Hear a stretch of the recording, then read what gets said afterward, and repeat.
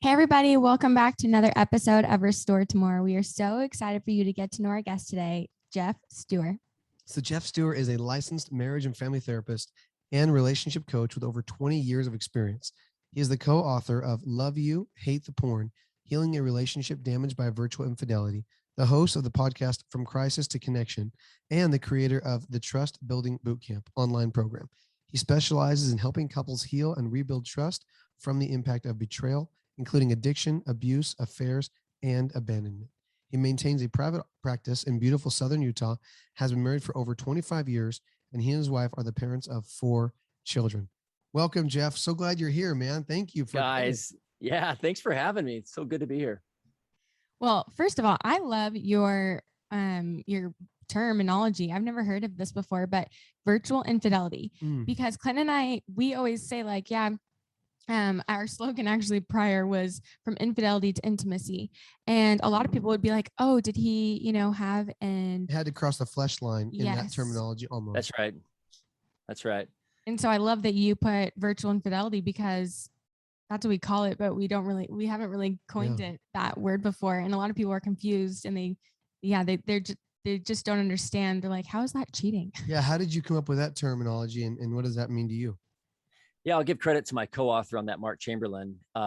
We wrote that book back in 2009, 2010, and he came up with that term because we ran into the same exact thing. A lot of people, pre-internet, infidelity was, sexual intercourse of some kind. But then, you've got Bill Clinton back in the 90s, who's just like, well, it really wasn't sex. And I mean, so the lines just kept getting fuzzier and fuzzier. And then you enter the internet, and it feels like cheating to anybody, for a lot of the women I've worked with over the years, Mark and I, and they feel like, they're like, oh, it's in some ways it felt worse to a lot of these women because they feel like, well, with a live affair, you have just one person that, you've been unfaithful, but you've got thousands of women that you've seen or connected with in this virtual. So what is it? It felt the same. So we gave it that name. Wow. I'm grateful because it validates the pain. Yeah. Where people are like, how come you're hurting so bad? I'm like, well, because it feels like he's been cheating on me forever. It's just pornography. Over and over and over again. Physical sex, right? Is what people would even say. Exactly. That and invalidate it. Well, and we also know sort of like physiologically that the body really can't tell the difference. You're having a sexual response. You're having an arousal to an image. And so the body's basically tricked into believing that it's a live person. So, and the betrayal goes the same way. Like a partner is also feeling a lot of this same pain. And some women will tell me things like, I ran women's groups for a lot of years, and some women would kind of compare and be like, well, I would much rather have my husband look at pornography. And the women whose husbands had looked at tons of pornography were like, actually, I would have rather he just, had done something with one person. And so it's just, the pain is the same for all. Yeah. That's been my experience. You really can't compare. It all hurts. Wow. Well, Geoff, what I'd love to do is ask you a few questions about your focus, because you have such a niche focus with helping couples rebuild, come back and build trust, build connection. What was the inspiration that started you along that path versus just being a sex therapist or, just dealing with addiction? What made you focus on the coupleship?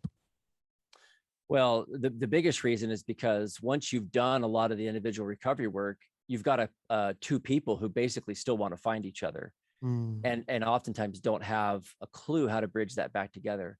You can have people that,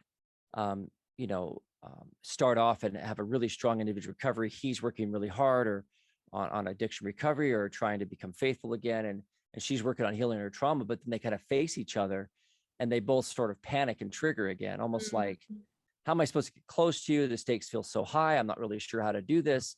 And so a lot of the times the couples just end up existing in this parallel universe where they basically just go through life, two healthy individuals. And it's tragic because they don't really know how to create what I believe is their greatest privilege, which is to bond and connect and feel close to each other in a way that looks nothing like they did before because they were so disconnected before. So that's the magic for me, is to take two people that have been restored and to then restore the relationship, because that's the gold standard. That's what we want. I mean, we don't get married to live parallel.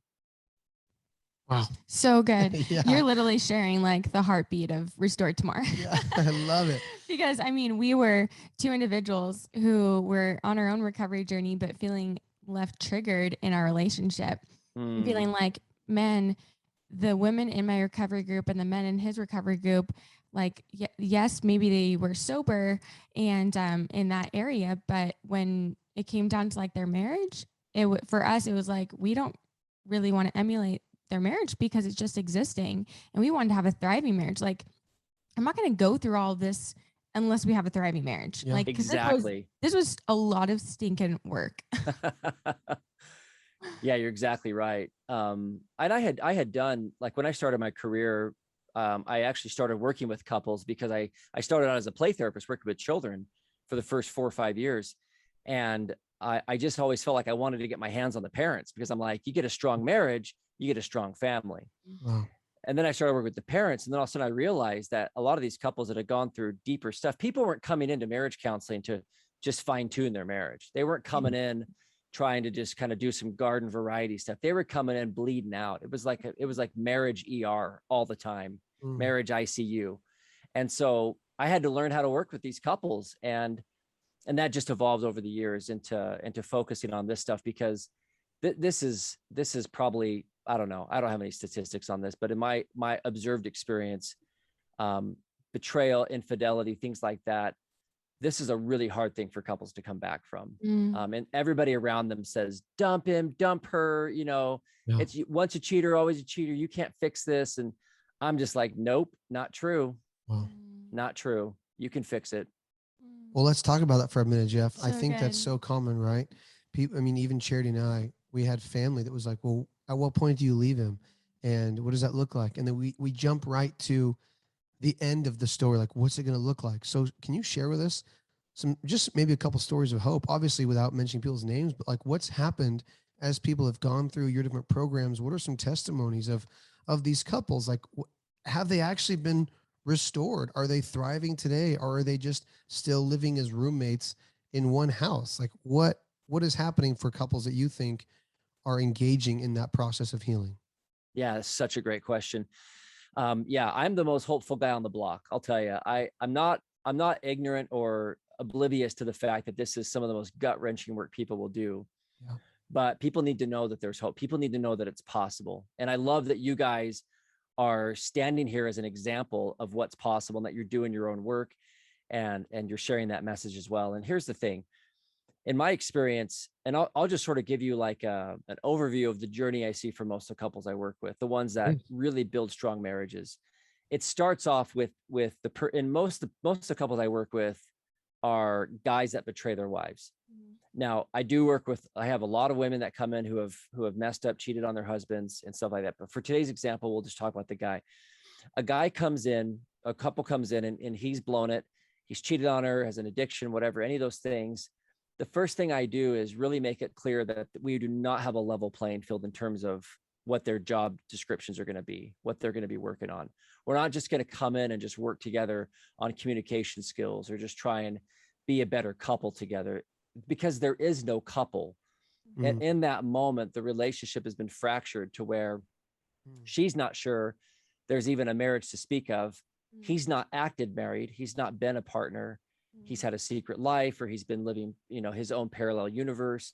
And so there has to be a restoration of basically putting them both on equal ground as partners, so they can then go forward and work on this. But the couples work starts really with his individual accountability. That's his deep responsibility, is to get honest, get truthful, and really help her see who she's married to and where this relationship has been all this time. That's a process that takes months for a lot of couples. You'd think that it'd be easy just to sit down and just kind of describe what's gone on the last few months or years, but there's so much denial and fear and shame and all kinds of stuff that gets in the way of that it can often make things worse if you don't get some structure with that. And then her job is equally as important, which is to take care of herself, get grounded, get settled, get support, so that she doesn't do or say things that she regrets, and that she doesn't end up making decisions about the relationship in a state of trauma. That's a really hard thing to ask, because it's so easy just to be reactive. I mean, we see examples where a lot of people cheer these women on, where they'll go rent a billboard and totally publicly shame their husband, or they'll go out and spread all this stuff, or she'll do something violent. And the truth is that most of these women that are doing stuff like that are in so much trauma, they actually in their more grounded, steady mind would never want to do those things. They just don't know what else to do. It really speaks to how powerless these women feel. And so we want to surround them with support and stability. And then that couple eventually starts to kind of get their bearings, get their emotional balance back. And then we can start having them take little risks and open up and start to use the relationship as a way to create strength. Because the truth is, he's a source of pain to her, but he's also a source of comfort. She's a source of pain to him because her pain, her hurt hurts him, right? He like makes him feel like a loser, but she's also a source of comfort when she starts to respond and feel better. So they were starting to learn how to regulate each other's bodies and emotions and spirits and their thoughts. And you start to learn how to synchronize that and work with that. And couples discover a level of connection that they've never had. Now, I just fast forwarded about a year or two's worth of work into about 2 minutes, but that's the trajectory. That's the roadmap. And couples can do that, and they do that. I think we need that, though. We need that light at the end of the tunnel, because it is a dark, dark tunnel. And it can feel sometimes like that light is barely there. And I think couples even wonder, is there even a light at the end of this? Are we actually going to get anywhere that is hopeful and where we are glad we made it through? And you had a quote on your Instagram that even I think was, I forget who it was by, but it basically said that couples in recovery, or a person in recovery, is a great spouse for a long time because of the benefits of recovery. And you have a ton of amazing quotes on your Instagram. I would recommend any listener to go on there and just be inspired by like all these different people who have said these words of wisdom. And I just think that's so true. Like, and we need that hope so much, because it's what gets us by the day-to-day work on a regular basis. And I just love you sharing that. Appreciate that. Yeah, it's so true. The people that go through recovery, both, again, the one who's been unfaithful, the one who's been betrayed, when they really dig in and do that work, they become reinforced. And it's not just held together with sort of duct tape and baling wire, and we're just hoping it holds together. I mean, these people are stripped down to the studs. We're putting new anchor bolts in. I mean, it is not going to move. And I'm like, who wouldn't want to be married to somebody like that? I mean, you don't even know you're getting that when you're first dating or engaged to somebody. Totally. You don't know what, I mean, most of us, it's like a huge gamble. We really have no idea, but it's like, once you've seen this thing stripped down and it's been restored from the ground up together, you know how it's built and you know exactly what it took. And to me, there's a lot more confidence in that. And that's really what it is. Trust is about confidence.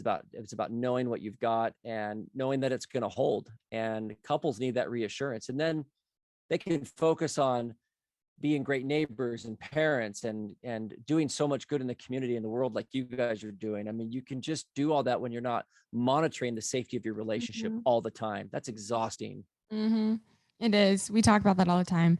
Recovery is exhausting. I mean, there would be days where Clinton and I would just like veg at home all day long, be like, I'm tired, even though we got a good amount of sleep, but it was because we're constantly working on ourselves and then constantly like trying to, rekindle the relationship and me be there for him and him be there for it. So it's a whole lot. It's a very draining process when you're in the thick of it. Like you can't focus on anything else. Yeah.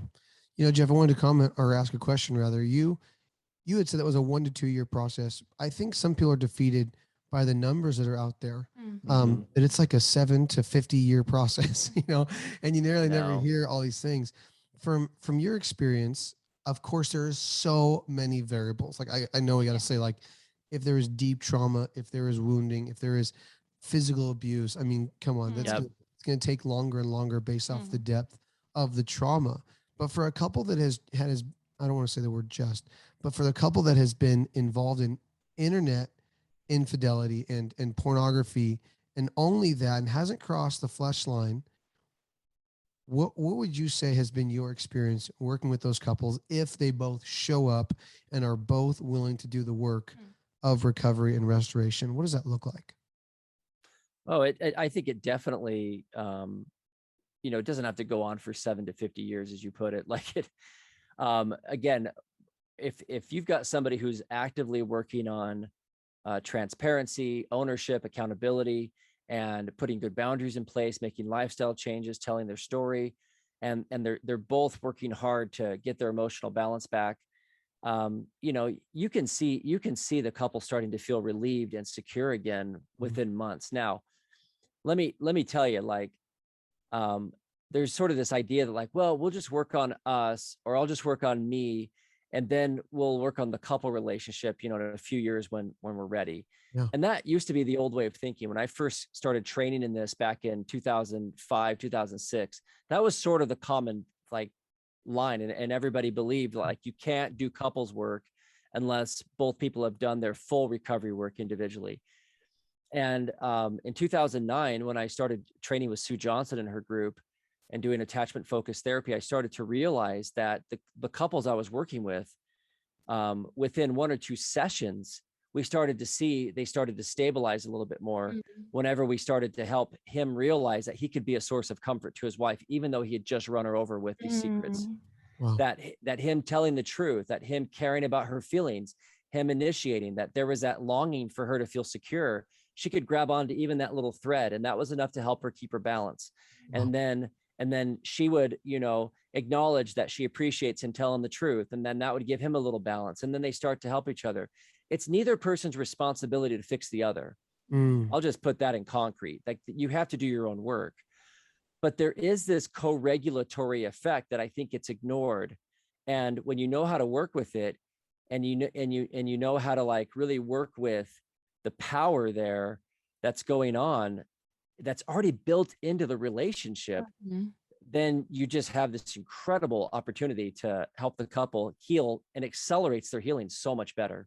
Wow. Yeah. Can you talk about that a little bit more? I know before we dived into the interview, we were talking about your focus being an attachment focus. Can you share with our listeners kind of what that is, and how you use that for the benefit of the couple? Oh, sure. Yeah. So this is probably, you know, this could be 5 episodes, but I'll basically say that we're all born with, you know, instinctively, reflexively, just innately, with this deep drive to have another person regulate our bodies and emotions. I mean, we see this when babies are born. They stick them on the parent's skin, and it's not something the baby asks for. It's just, we just do it. And we never outgrow that. We never outgrow the need for another person to regulate us. And, you know, there's sort of this American, I don't know, sort of tradition of, like, well, the strongest people don't need other people, right? You see this in superhero movies. You see this everywhere, where it's like the lone maverick is the healthiest independent person. It's a myth. The healthiest people are a mix of independence and dependence. They have this balance where they can be themselves, but they still need other people. And boy, if COVID didn't teach us anything, it was certainly that. I mean, if that was the one lesson, right, that we all needed to learn, is that we need other people. And so in recovery, when we're trying to help couples heal, you got to realize that the person that's been reaching out for pornography, for example, they are reaching out to that as a way to regulate their emotions and their bodies. And so that's a counterfeit. It leaves them with nothing. Wow. Where, compared to when I reach out to a human, it has the same effect in terms of helping me feel like I'm seen, noticed, cared about, loved. But then there's no bad side effects with that. In fact, it's just all good. But the tricky part is that humans are super unpredictable and unreliable. Yeah. My wife might be in a bad mood that day. She might have her own needs. Imagine that, right? She might have other preferences or things going on. And where an addiction or some other counterfeit attachment never asks anything of me. And so it becomes much more powerful as a co-regulator. And so the goal of attachment work is really to teach people how to move away from these fake regulators, these counterfeit regulators, and turn toward humans and learn how to do that. And, you know, if you've had trauma in your background, you've been burned by your family of origin, you didn't have people love you or pay attention to you, or you've just been so steeped in pornography or gambling or shopping or whatever your addiction is, that you have a hard time trusting that people can be relied on. It's quite a journey to get to the place where you can turn to another human, because the stakes feel so high. Yeah. Wow. So good. Wow, I love that. And so talk to me about that, Geoff. How does that differ from other models that are out there? Again, we're not saying that there are issues with other models. I think every model brings a different piece of the puzzle, whether it's community driven or it's understanding the trauma that, but I think it's good for our listeners to understand there are multiple models out there. In case one isn't working, maybe we can understand what that looks like and why that is. So how does this model differ from the other main ones that are out there? I mean, you said that, but what are the other ones, I guess, that other people turn to that maybe they realize this one kind of fits in the gap? Yeah. Well, I think that the idea of attachment to me is, I mean, as a model is really just, you can fit all kinds of other models inside of the attachment model. So attachment model to me is really just about how we're wired as humans. And so if I'm going to work on, like for example, a trauma informed thing, that fits right into the attachment stuff, because trauma is really about disconnection, powerlessness. Yeah. And so you can stabilize somebody who's been traumatized or trying to grow from trauma. Even mental illness, they found in studies that people with severe mental illness where, they've been treatment resistant with medications and other things like that, knowing how to connect them to other people and have reliable, trustworthy ways to find closeness and connection helps them improve their mental illness, which people thought was, incurable. Even wound clinics, when there's people are healing from serious injuries or wounds or heart issues, their treatment outcomes are so much better when they're connected to other people, when they have even just hand holding from their loved one. Or our bodies physiologically actually heal better when we're connected.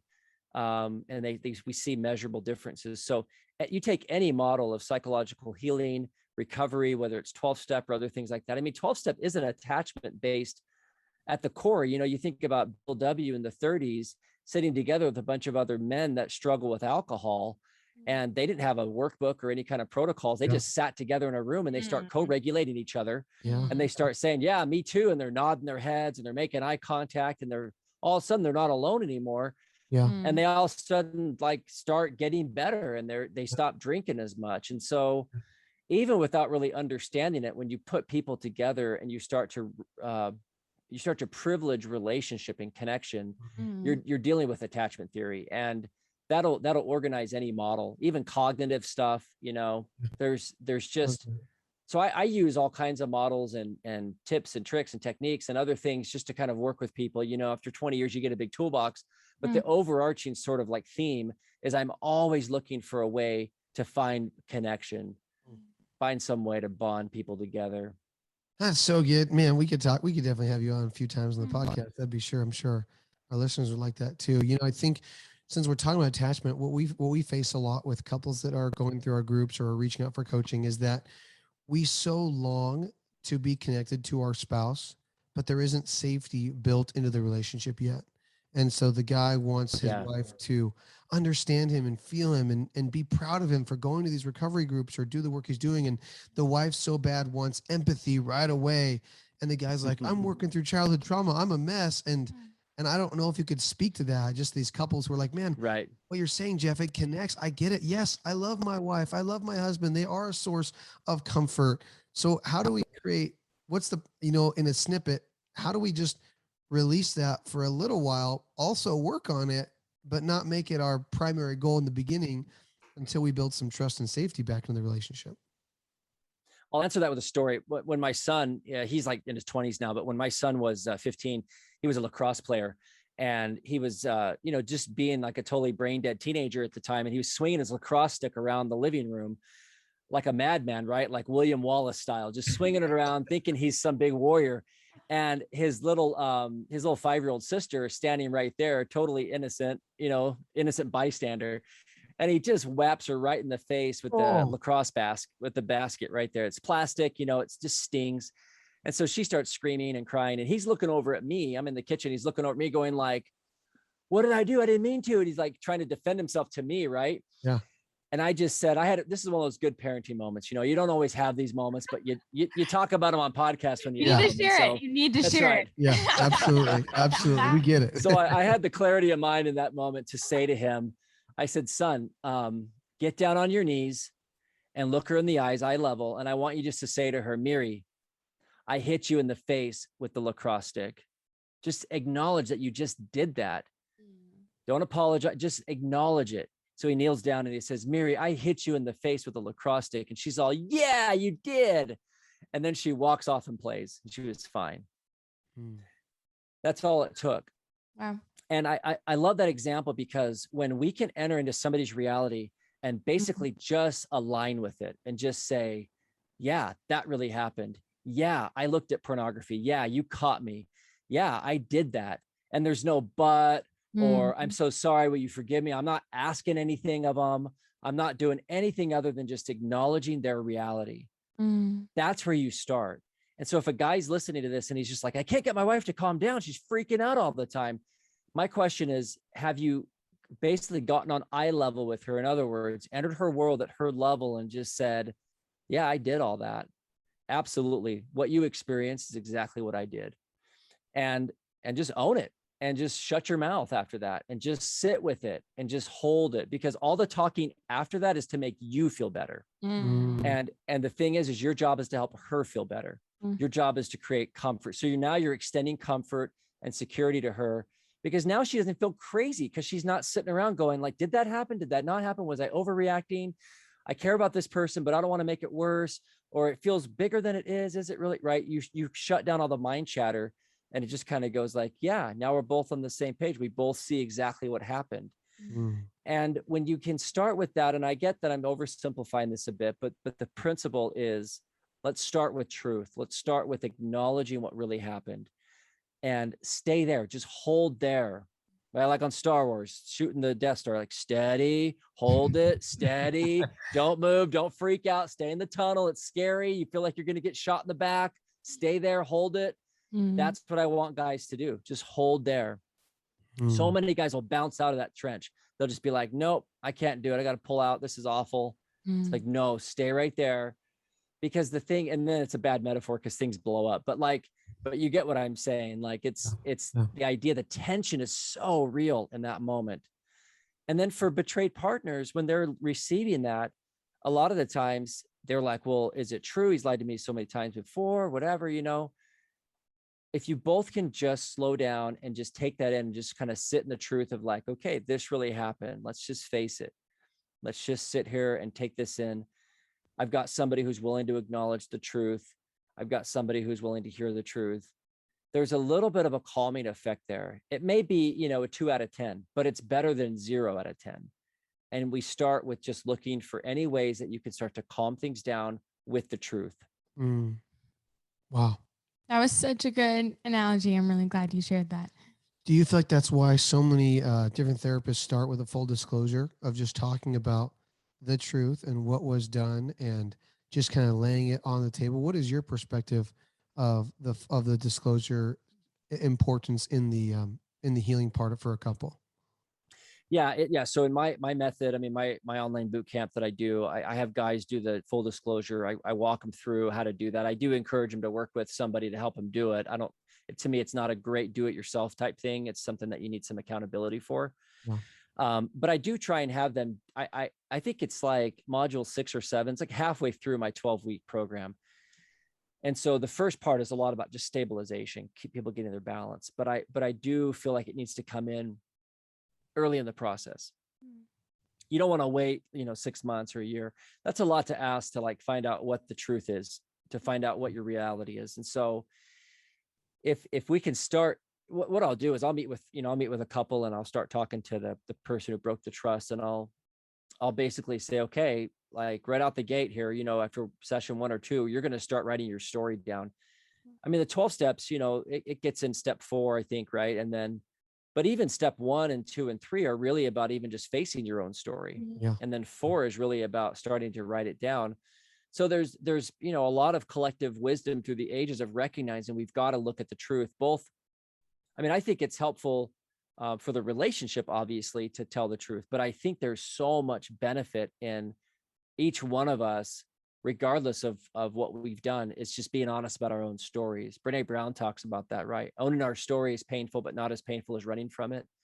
And so even just practicing telling it, looking at it before you ever tell another person is something a lot of people with secret lives never do. And so there's a huge benefit just in that. Yeah. So good. Well, that's a great segue. We were just going to ask you to talk about the different stuff you've created. Again, 20 plus years in this space, you have probably, I imagine, been sitting there going, man, what can I create that's really going to help these couples? What can I produce that's going to promote recovery and restoration in the relationship? So why don't you tell us, yes, about the 12-week boot camp and also about the other resources that you've created that our listeners can find on your website. Well, yeah, I'm definitely committed to just giving away as much free content as I can. So I've started a podcast 3 years ago, and I've got over 100 episodes. And so I'm talking on there with amazing guests, people like you guys, others, just talking about all kinds of recovery principles. So if you're like, I don't know, I'm not ready to buy anything yet, fine, just go on my website and get on the podcast and just listen. There's so much great stuff. I've written a weekly relationship column for 15 years, question answer. People send me questions, I answer them. And then, like you said, on my Instagram, my Facebook, I just take snippets from those and put them in my feed there, because there's just a lot of great stuff. And sometimes a quote or a thought or an answer to somebody's question can make all the difference for, just making a small adjustment and change the trajectory of your life. And so I just want people to have good information. I've been benefited so much by generous people who have shared and mentored me. And so I want to give back. But yeah, I do, it does cost money to produce stuff and to share and to go deep with people. And so I have created an online 12-week boot camp. The biggest reason I created this is because so many people that are working through this process, they sort of just skip past the trust building part. It's almost like, let's just get back to closeness, or let's just put it back together and make it feel and look like it used to, which is we're just living our lives, cooking dinner together, hanging out, just living our lives. I'm just so tired of like hurting. And so they'll just basically kind of like wax a dirty floor. They'll just kind of put the sheen on it and just move on. And a lot of people feel like, don't look back, don't look behind. Let's just keep moving forward, be positive. And I just think that there's a huge missed opportunity there, because the whole time, again, like we talked about, you're monitoring, is this thing really going to hold together? Are we really safe together? Yeah. So I created the boot camp really specifically for the person who broke the trust. For them to take it on their shoulders and to do the heavy lifting early on and just say, I've got a responsibility to really restore and put back together some major building blocks. But obviously I'm an attachment therapist. So I'm also in the course, I do have some work and some things to help the betrayed person start to wake up. And, in the later modules, I get into sex and intimacy and other things like that to help the couple start to come together. But I also recognize that there needs to be a component for betrayed partners. And I'm in the middle right now filming a betrayal trauma recovery course for betrayed partners. Wow. That'll be just as big as the other one, and will come with some community aspects and some other things, because I want both people to have resources, but have it all be attachment informed. So the whole time they know they're going to be coming back to their partner. It's not going to be just a destination of being the healthiest individual in the loneliest marriage. That's not what we're going for here. So absolutely. Yeah. So that's that course, and it's online, and people can pick it up anytime. And it's helped a lot of people. It's, people start following the modules and start going through it, and they're able to see, I can do a lot on my own to help my relationship, even though my partner may not be talking to me or might be scared or doesn't trust me. I can do a lot to create conditions. It's really a course about conditions. And then your partner has a better sense of maybe what they're choosing into, instead of just taking your word for it. They're starting to experience you differently. That's the goal. Wow. Geoff, real quick, we're going to tag all those different websites and Instagram, all of that on the show notes. But just for those that are only listening, what's the website? Can you just spell that out for us so that listeners can go to that? Yeah, it's super easy. It's just go to fromcrisistoconnection.com. Fromcrisistoconnection.com. Awesome, Geoff. Well, man, this has been an incredible time. Did you want to say anything else, Charity? No, just thank you so much. I'm just super blessed by this time. I know our listeners are going to be super blessed, and I'm just grateful for the work that you're doing. Because man, I wish we would have known about you 8 years ago. 100%. And just everything you're saying, we totally agree with. And we're just super grateful for all the work that you're doing. So thank you. Yeah. Thanks for having me. You guys, I love your energy. I love your commitment. I love what you're doing to bless couples. I mean, we need more people like you guys. And I just am so thrilled to be a part of this with you guys for just a moment here. This is awesome. Thanks, Geoff. Well, it has been a privilege to have you on. Thanks for being with the Restore to More podcast.